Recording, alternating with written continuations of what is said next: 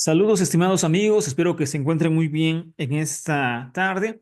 Estamos de vuelta con la segunda parte de las charlas que vimos hace 8 días sobre las sectas del primer siglo y hablábamos en primer lugar sobre los saduceos. Sin embargo, hoy hablaremos también sobre otros grupos muy importantes que aparecen y figuran constantemente en el Nuevo Testamento, que son los escribas y fariseos adversarios de Jesús. ¿Ok? Así que hoy veremos la segunda parte de esta charla, como habíamos comentado en la semana pasada. Ahora bien, vamos a comenzar en esta tarde con este punto sobre los fariseos, que son muy famosos, por supuesto, son de los grupos más famosos que conocemos en la actualidad, y también uno de los propósitos de hablar de ellos, tanto como de las demás sectas o grupos, es que entendamos una perspectiva más neutral sobre ellos, ya que por una parte el Nuevo Testamento pues los ataca con todo y tenemos inclusive dentro de la religión y la sociedad, muy arraigado ese pensamiento de que estos grupos eran lo peor de lo peor, porque pues obviamente eran adversarios del grupo de Jesús. Por otra parte, también inclusive el término fariseo es usado dentro de la religión para hablar de alguien malo, de alguien malvado, de alguien con pensamientos negativos, etcétera. Es decir, han estigmatizado el término fariseo. Así que lo importante es tener una visión neutral de quiénes eran ellos, sin inclinación al cristianismo ni al judaísmo, que también pues es la contraparte de su exaltación. Ahora bien, entonces los fariseos, escribas y saduceos, como ya lo estudiamos en la charla pasada, aparecen, por supuesto, en el Nuevo Testamento como oponentes de Jesús. De hecho, es ahí donde nosotros los empezamos a conocer por primera vez, ¿no? Ahora bien, los eruditos han descrito a los fariseos como una secta dentro del judaísmo, ya que el Nuevo Testamento no es el único documento que tenemos que habla sobre ellos. Lamentablemente tenemos pocas fuentes sobre estos grupos. Entre las más importantes, obviamente, está el Nuevo Testamento, la literatura rabínica y los libros de Josefo. Entonces, este grupo en específico ha sido descrito como una secta dentro del judaísmo, un grupo opositor al poder, sin embargo, no tan ligado, tan desligado de ellos, aunque no tenían cargos tan importantes, sí ayudaban de una o de otra forma a la sociedad alta de ese tiempo, como vimos también en la clase pasada. Era una sociedad agraria o agrícola donde se dividía sobre todo en dos clases, una clase muy baja que era compuesta en su mayoría por artesanos y por campesinos, gente muy pobre, cargada de impuestos, y por otra parte estaba la clase alta, donde estaba la realeza, donde estaba los escribas, los fariseos, los saduceos, sacerdotes, herodianos, etcétera, gente que servía de una u otra forma al poder. ¿Vale? Y entonces los fariseos eran parte de la clase alta, no eran para nada gente pobre. Un poderoso grupo de liderazgo religioso, un grupo también político. Recuerden que esos grupos son sobre todo políticos, no solo religiosos, y es un grupo de eruditos en un movimiento laico que compite con el sacerdocio de ese tiempo, y es un grupo de artesanos urbanos de clase media o alguna combinación de todo esto. Es decir, no tenemos una descripción exacta y única de los fariseos en cuanto a su origen y oficio, pero sí sabemos que eran, por supuesto, importantes en la sociedad de la Palestina del primer siglo, y también, por supuesto, que tuvieron una influencia importante en la sociedad de ese tiempo, y eso los llevó a estar en la clase alta. El conocimiento de los fariseos de la ley y las tradiciones judías, aceptada por el pueblo, es la base de su posición social.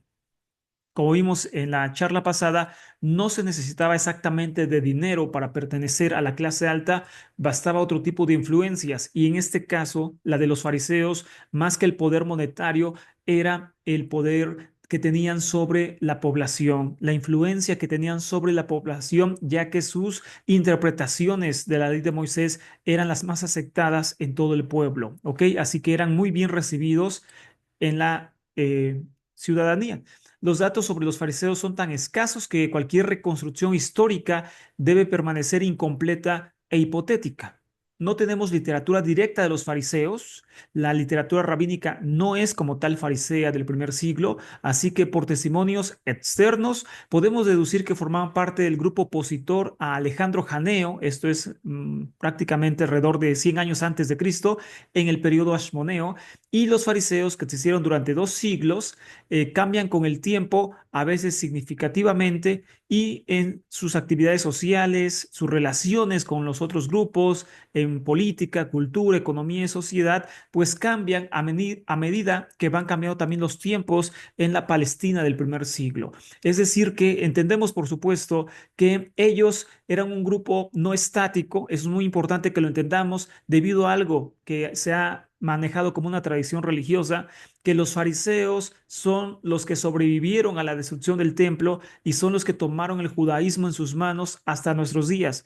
Eso no es de todo histórico. Me refiero a que la gente que sobrevivió y que tomó el poder después de la destrucción de Jerusalén en el año 135 de nuestra época, no eran como tal los fariseos de los tiempos de Jesús. Sus enseñanzas, su forma de vida y lo demás no eran exactamente lo mismo. Así que hay que entender esto, que ellos van variando y acomodándose de acuerdo a las circunstancias. Por eso no podemos entender de lleno quiénes eran los fariseos, porque no tenemos fuentes. Y el judaísmo que nace, que ya se conoce como el judaísmo rabínico después de la destrucción de Jerusalén, tampoco son como tal los fariseos exactos que sobrevivieron. Tienen influencia, tienen, por supuesto, una inclinación a ese fariseísmo, pero no son directamente los fariseos de los días de Jesús. Generalmente no tenían poder directo como grupo, ¿ok?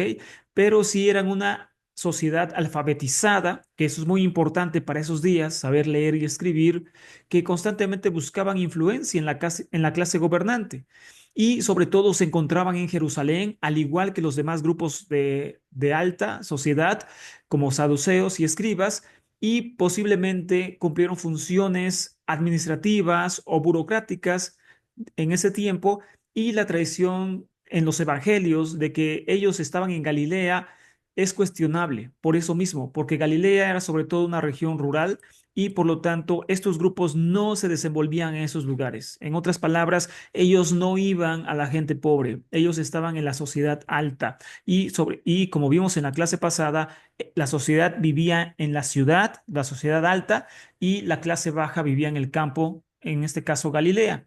Desde el periodo Ashmoneo hasta la destrucción del templo estuvieron presentes y luchando por tener acceso al poder e influir en la sociedad. Así que, repito, esos grupos más que religiosos eran grupos políticos, querían poder pues, político, y a la vez usaban la influencia religiosa para lograrlo. Las descripciones que hace Josefo de los fariseos sostienen que cultivaban relaciones armoniosas con todos, tenían un gran respeto por sus tradiciones y sus mayores, sus ancianos. En consecuencia, tenían un gran número de seguidores por su atractiva forma de vida. Su estatus social no era estable, como como la de los sacerdotes y los ancianos de aldea, que tenían un estatus permanente. En el caso de los fariseos no es así. No tenían este estatus estable, se lo iban ganando constantemente y tenían que competir constantemente para mantener esa influencia. Es decir, se la tenían que ganar, no nacían con ellas. Su aparición en los evangelios indica que estaban establecidos e influyentes en la sociedad judía y eran vistos con buenos ojos por al menos gran parte de la población, ¿ok? Entonces, repito, este es un concepto más histórico, realista, a lo que nos enseña el Nuevo Testamento, donde se ven claramente como personas agresivas, personas que de una u otra forma no son queridos por la sociedad. Y por supuesto, repito, esto es porque los evangelios tienen una permanente campaña de aprobación hacia Jesús, y los fariseos eran adversarios de ellos, por lo tanto no podemos entenderlos de buena forma a través del Nuevo Testamento. Su aparición en los evangelios indica entonces esta influencia tan importante que tenían, y entonces nace una pregunta importante entre los académicos para entender cuáles eran las actividades diarias de ellos y también de dónde sacaban el dinero para sobrevivir. Y la teoría más acertada es que eran personas que se dedicaban pues a la enseñanza, eran subordinados, burócratas, jueces y educadores. La tradición rabínica de que que se enseña o que habla de que ellos, los fariseos, eran una clase de artesanos es poco aceptable históricamente, porque, repito, los artesanos en su mayoría eran pobres, sin educación y sin influencia. Es una tradición rabínica que habla de que eran zapateros, como dicen, zapatero, hijo de zapatero, el rabino tal era un zapatero, hijo de zapatero, o artesano, hijo de artesano, etcétera. Eso es más una tradición religiosa que una verdad histórica. Entonces decíamos, por una parte, la fuente rabínica es una fuente inclinada hacia ellos porque ellos se autonombran descendientes de los fariseos, y la fuente del Nuevo Testamento pues tampoco es histórica del todo porque tiene inclinación hacia Jesús, ¿no? Un adversario de ellos. Entonces estamos entre los dos filos, así que lo más acertado, entre comillas, podría ser Josefo. Sin embargo, tampoco habla muy a detalle de quiénes eran ellos. Josefo también se autonombra fariseo, etcétera, pero a fin de cuentas podemos entender que ellos tenían en sus actividades diarias pues el ser educadores de la religión, burócratas, ya que sabían leer y escribir, y eso era mucho para ese tiempo.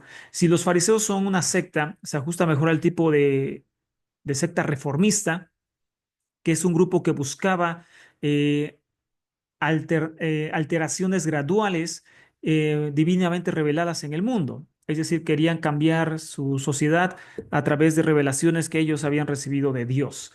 Se sabe tan poco sobre la educación judía en el periodo prerrabínico que no se puede conocer con certeza el nivel educativo de los fariseos.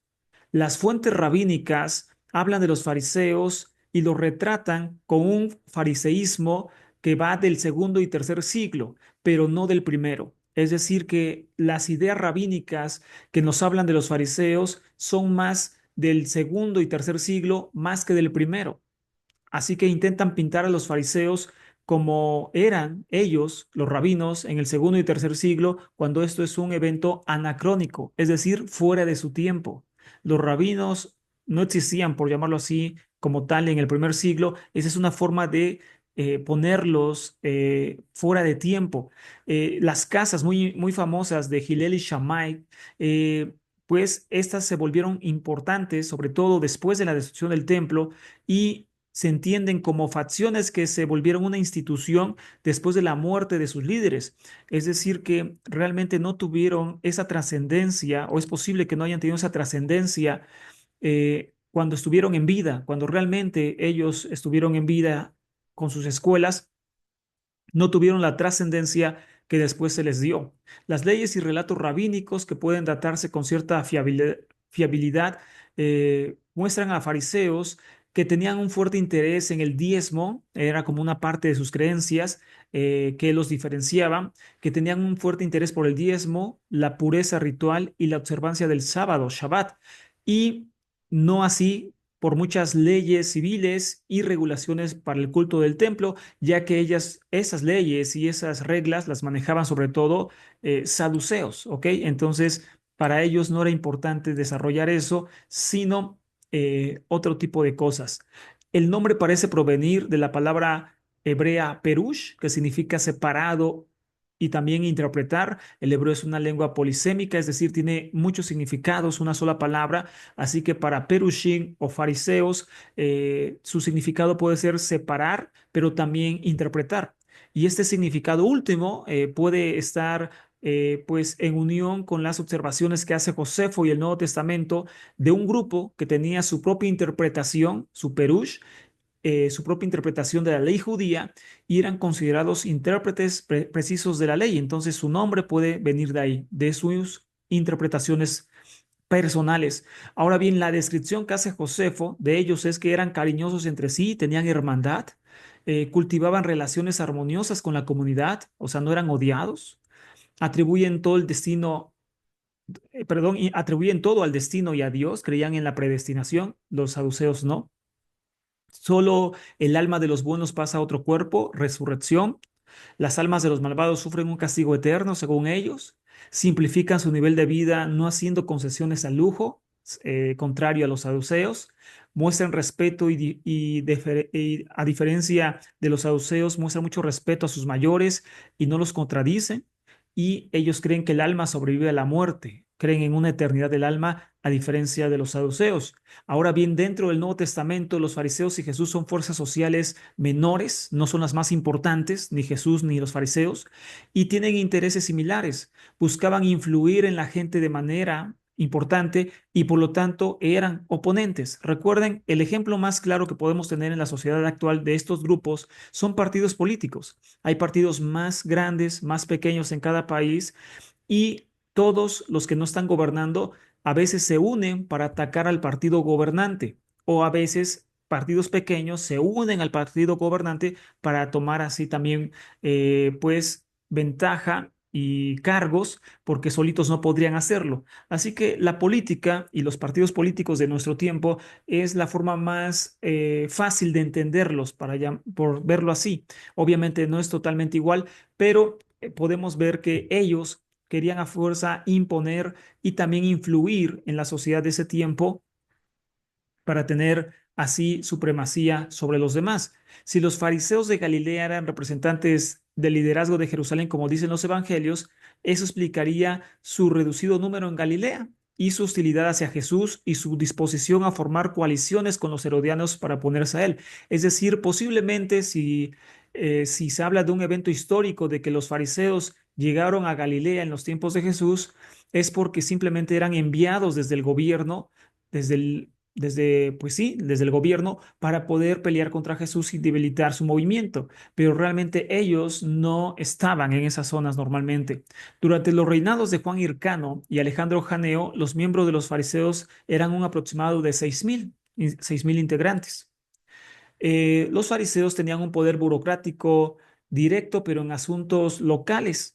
Llamaban a los exiliados y liberaban a los prisioneros, pero no tenían poder ilimitado porque no pudieron ni castigar a aquellos aliados a Alejandro Janeo que habían crucificado a 800 de los suyos, que este es un evento que se dio antes de los tiempos de Jesús, donde 800 fariseos fueron crucificados en los tiempos de Alejandro Janeo y entonces ellos no tenían ni el poder para vengarse.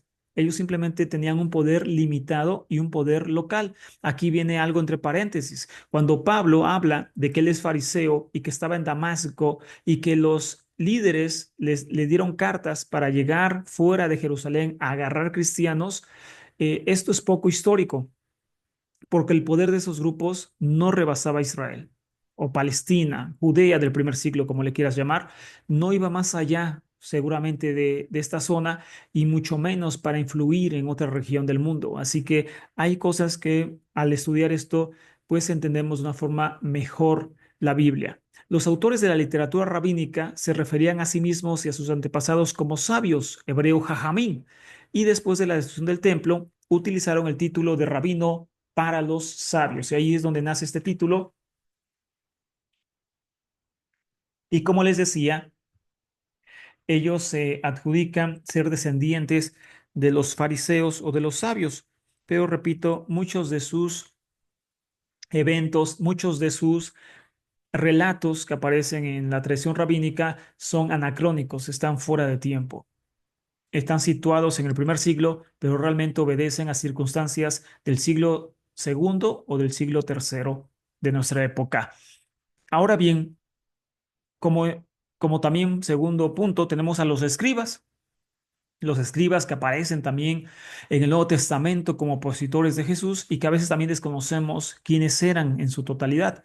Bueno, los escribas son diferentes a los fariseos y saduceos en que ellos, este oficio, aparece en todo el mundo mediterráneo y del cercano oriente durante milenios. Cumplieron muchas funciones y tuvieron papeles y estatus variados a lo largo del tiempo y en diferentes lugares. Así que ellos, este oficio de escribas, por supuesto, es un oficio que, a diferencia de los fariseos y saduceos que son propios de Palestina del primer siglo, antes y después de Cristo, solamente duraron prácticamente 2 siglos estos grupos, después ya se disuelven.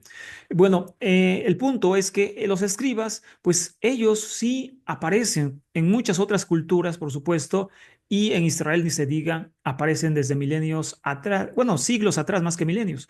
Los escribas aparecen como un grupo social organizado solo en los evangelios sinópticos. En la literatura rabínica se les concibe como maestros de Israel después del exilio y antes de los rabinos, cuya autoridad y enseñanza a veces se invoca. Bueno, ahora bien, también la palabra hebrea para escriba es sofer en hebreo, sofer, o bien en plural soferín, escribas. En Egipto y Mesopotamia, desde el tercer milenio en adelante, los escribas estaban situados en la corte real y en los templos. Sus deberes incluían administrar y mantener registros de la recaudación de impuestos, el trabajo forzado, las actividades militares, los productos básicos y los proyectos de construcción. También llevaban los anales reales, recopilaban leyes, preservaban tradiciones sagradas y eran expertos en astronomía. Entonces, como vemos, los soferín, los escribas, pues tenían demasiadas funciones dentro de los, pues, eh, gobiernos donde funcionaban ellos y, por supuesto, eran demasiado importantes. Así que no tenían poco trabajo, eran muy, pero muy eficientes en muchas cosas. Funcionaban como consejeros y altos funcionarios, eran muy cultos. Cuanto más alto el lugar de un escriba en la sociedad, mayor era su influencia y poder. En la Biblia, por supuesto, tenemos muchos ejemplos de ellos. Estos hombres conocían normalmente más de un idioma, eran demasiado cultos. Era una clase muy importante porque ellos desarrollaron la literatura que ha llegado hasta nuestros días sobre la Biblia, pues ni se diga, ¿no? A través de registrar muchos documentos que hoy son muy valiosos, como el Enuma Elish de Mesopotamia, también obviamente documentos egipcios como el Libro de los Muertos, etcétera, etcétera. Es decir, los escribas son una pieza fundamental en la cultura antigua. Y bueno, el escriba aparece por primera vez en la Biblia hebrea como oficial de registro en Jueces 5.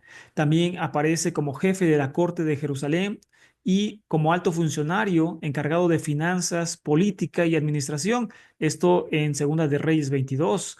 Baruch, quien registró las palabras de Jeremías, era un escriba, como sabemos.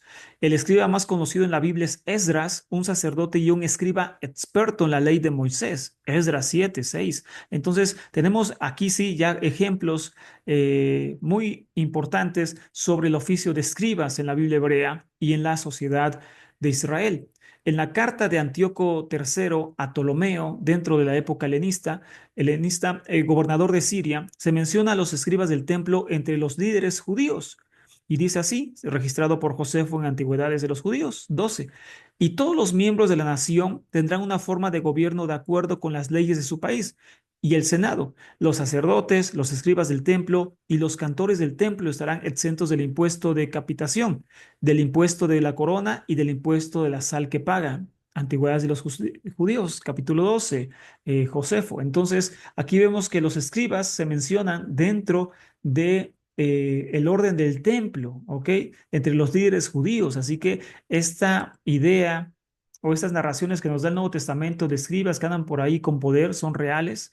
Esto no vuelve a la Biblia un libro histórico, simplemente por mencionar algunos datos. No es un libro de historia la Biblia, como muchos piensan, pero bueno, a fin de cuentas, sí estaban estos hombres dentro de la sociedad israelita del primer siglo y además de que tuvieron muchas funciones en toda la historia de Israel. Ahora bien, la historia de Eleazar, uno de los escribas más importantes en el libro de Macabeos, que muere por la ley y como un ejemplo a los judíos más jóvenes, muestra que los escribas eran líderes muy importantes en la sociedad palestina.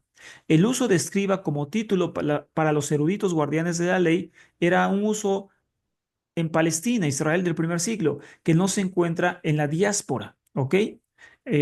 Los judíos fuera de Israel no usaban este título para hablar de los guardianes de la ley, es decir, escriba. Ellos no usaban este título.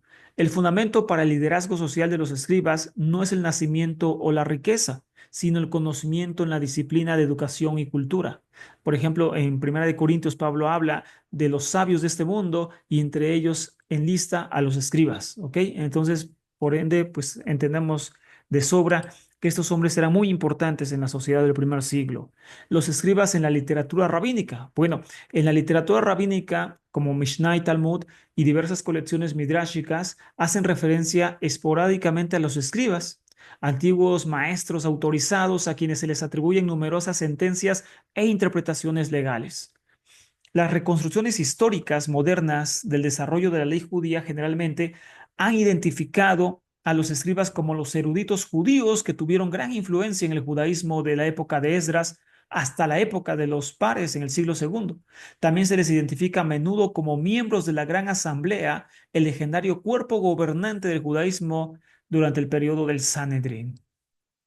Y como referencia a esta charla tenemos nuevamente fariseos, escribas y saduceos en la sociedad palestina, Anthony Saldarini, también El mundo judío en tiempos de Jesús, historia política de André Paul y Epe Sanders, Jesús y el judaísmo.